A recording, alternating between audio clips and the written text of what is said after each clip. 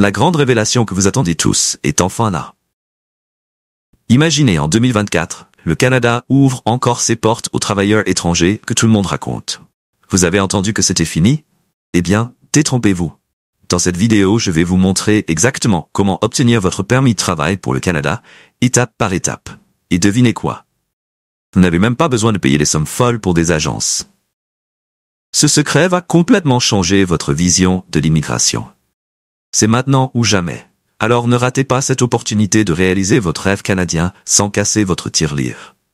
Restez jusqu'à la fin de cette vidéo, vous allez être surpris.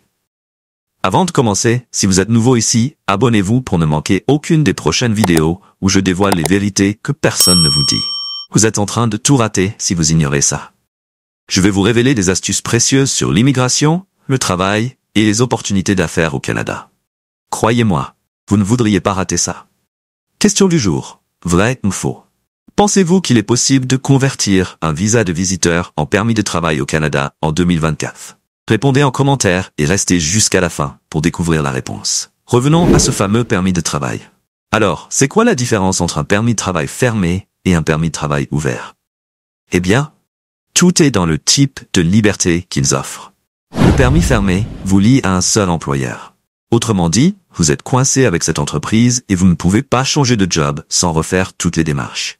En revanche, le permis ouvert vous permet de travailler pour n'importe quel employeur au Canada. Imaginez la liberté de choisir votre job et de changer si ça ne vous plaît pas.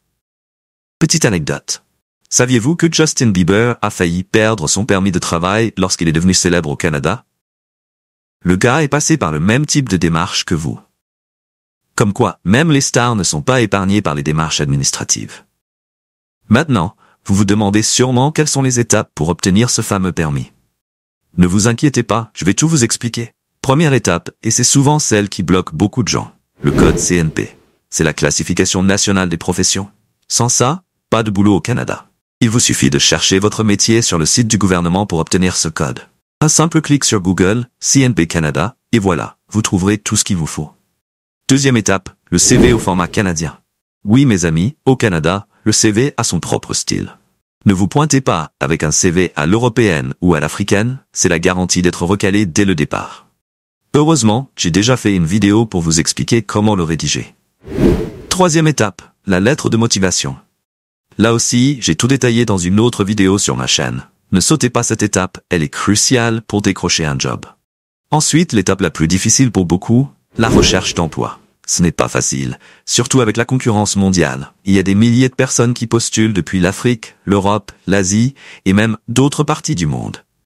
Et si vous croyez que vous pouvez vous en sortir sans être motivé et persévérant, détrompez-vous. Le marché est rude et les employeurs canadiens ont recours à l'intelligence artificielle pour trier les candidatures.